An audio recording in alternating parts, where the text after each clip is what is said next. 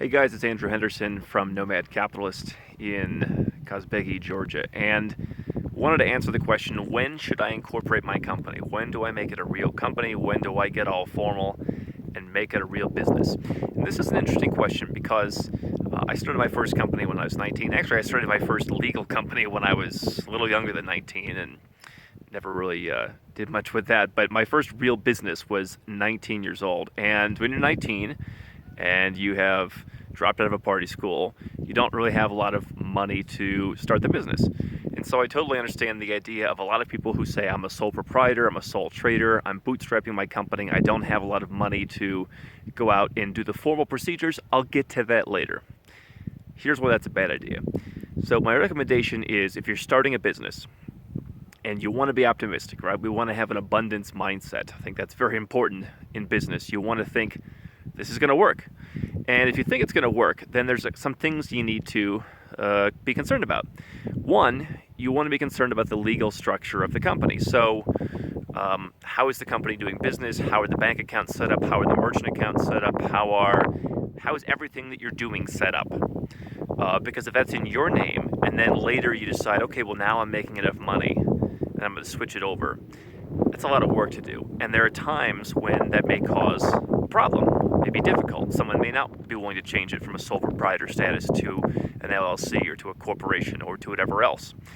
So that's logistically it's a challenge. And for me, if you're optimistic about a successful business, it's worth it to come in and do it right in the beginning, because you're going to save a lot of time. Definitely, time is money in business. I learned that lesson the hard way. But also you're going to save potentially some money. Just do it right the first time. Save yourself the trouble.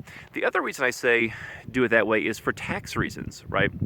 So people come to me because they want to move their companies offshore. They run a company, it's in the US, Australia, whatever.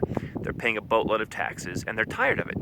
Well, depending on what kind of business you run, you may not just be able to say, well, I'm just moving my company to an offshore jurisdiction. You may have to sell your company to yourself in that offshore jurisdiction, and that means you could have to pay some capital gains tax, you could have to pay a bunch of tax. So setting it up not only in your own name, but setting it up in the wrong kind of company from the beginning could subject you to more tax or more costs down the line. Of course, the other issue is liability.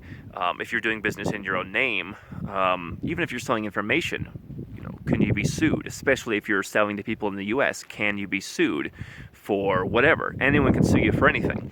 And so that's where the idea of offshore comes in. Obviously, my thing at Nomad Capitalist is go where you're treated best. Set your company up where not only do you have a lower risk of litigation, you can protect your assets better in a jurisdiction that is a little bit more business friendly. Not only do we do it for tax reasons, because we want to save more money on taxes. So setting your company up right away when you start it, I think, is very important. If you can afford to do so, definitely look at whether offshore company is the right thing for you to do. And offshore company, totally legal. You may have to report it depending on where you're a citizen of, where you live, but it's totally legal to have an offshore company. And so you may pay a little bit more up front, but you're probably going to save a lot of money down the road by setting up your company right away rather than doing business as a sole trader. And if you can find a way to have an offshore company, set it up offshore legally to protect yourself from a lot of high taxes in the future. So if you want to learn more about high tax and offshore companies, you can go to nomadcapitalist.com or any of our number of other videos here.